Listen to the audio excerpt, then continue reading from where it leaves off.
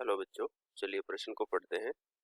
बताइए कि निम्नलिखित कथन सत्य है अथवा असत्य है। Fe(6-3) की प्रकृति प्रतिचुंबकीय होती है। हमें बताना है कि Fe(6-3) की प्रकृति प्रतिचुंबकीय होती है या अनुचुंबकीय होती है। हम मुख्य अवधारणा देखेंगे। मुख्य अवधारणा में हमें क्या लिखना है? उपसह संयोजक यौगिकों की प्रकृति। उपसह संयोजक यौगिकों की प्रकृति। यौगिकों की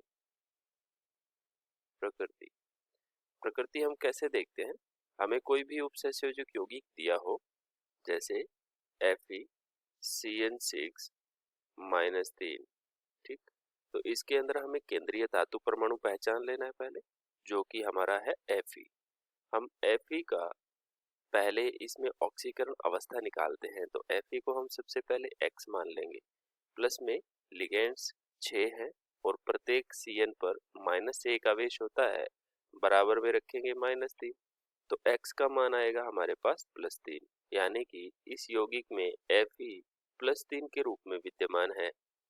सबसे पहले Fe का परमाणु क्रमांक होता है 26। इसका इलेक्ट्रॉनिक विन्यास क्या हो जाएगा? 1s2 2s2 2p6 3s2 3p6 4s2 3d6, ठीक है। 4s2 3d6 होता है, लेकिन हमें तो Fe+3 का जो है विन्यास चाहिए। Fe+3 का विन्यास चाहिए, तो हम यहाँ Fe+3 का विन्यास भी लिख लेते हैं। तो ये विन्यास हो जाएगा 1s2 2s2 2p6 3s2 3p6 4s। अब देखो, 2 इलेक्ट्रॉन +3 का मतलब है कि 3 इलेक्ट्रॉन, तो 2 इलेक्ट्रॉन जाएंगे s में से और 1 इलेक्ट्रॉन जाएगा 3d में से, तो 4s 0 हो जाएगा और 3d 5 हो जाएगा। अब हमें ये विन्यास भरना है, किसमें? कक्षकों में। तो कक्षकों में जब विन्यास भरते हैं तो कुछ इस प्रकार की व्यवस्था हमें बनानी होती है, ठीक है। और हमें पता है कि इसमें हुंड की बहुलता के नियम के अनुसार हमें क्या करने होते हैं? इलेक्ट्रॉन भरने होते हैं। तो यहाँ पर D बना दिया हमने 3D, ठीक। और ये हमारा है 4s, फिर बनाया 4p और फिर बना दिया 4d, ठीक।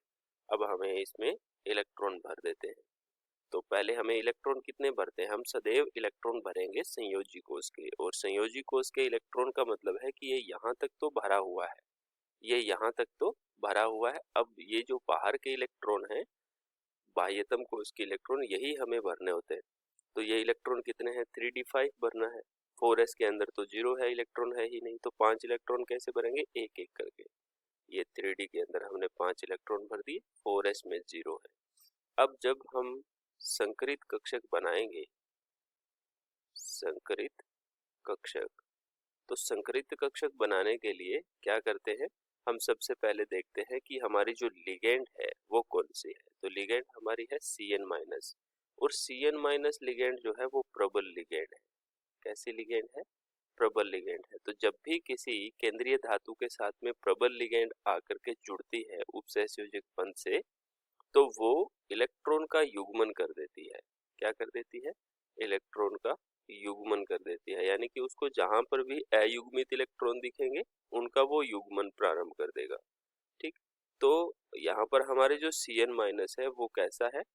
प्रबल लिगेंड है। तो वो क्या करेगा? जितने भी 3d के अंदर अयुग्मित इलेक्ट्रॉन है उनको युग्मित करने की कोशिश करेगा और वो युग्मित कर देगा। तो हम फिर से हम विन्यास भर लेते हैं। ये 4d है, ये 4p है, यहाँ हमारा 4s है और ये 3d है। 3d के अंदर 5 इलेक्ट्रॉन थे, है ना?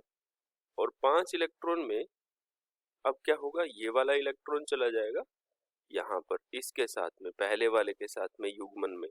अब दूसरे वाला इलेक्ट्रॉन चला जाएगा इसके साथ में, और ये वाला इलेक्ट्रॉन एक क्या रहेगा? ऐसे ही अयुग्मित ही रहेगा। तो ये यहाँ पर युग्मन हो गया, यहाँ भी युग्मन हो गया लेकिन यहाँ युग्मन नहीं हुआ। तो जहाँ पर भी प्रकृति बतानी होती है तो वो किसके आधार पर बताते हैं? हम बताते हैं युग्मित या अयुग्मित इलेक्ट्रॉन के आधार पे।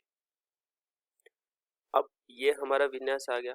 यदि यहाँ पर अयुग्मित इलेक्ट्रॉन उपस्थित है, अयुग्मित इलेक्ट्रॉन की संख्या कितनी है? इसमें 1 है। तो जहाँ पर भी अयुग्मित इलेक्ट्रॉन होंगे उस अणु की या आयन की प्रकृति सदैव अनुचुंबकीय होगी, न कि प्रतिचुंबकीय, अनुचुंबकीय होगी। ठीक है, तो ये प्रतिचुंबकीय नहीं है, तो ये हमारा कथन क्या है? असत्य है। हमें तो दे रखा है कि ये प्रतिचुंबकीय है, लेकिन हमें हमारे पास क्या आ रहा है? ये अणुचुंबकीय आ रहा है, क्योंकि इसमें अयुग्मित इलेक्ट्रॉन उपस्थित है। कितना? 1 इलेक्ट्रॉन। ठीक है, आशा करते हैं आपको समझ आया होगा। धन्यवाद।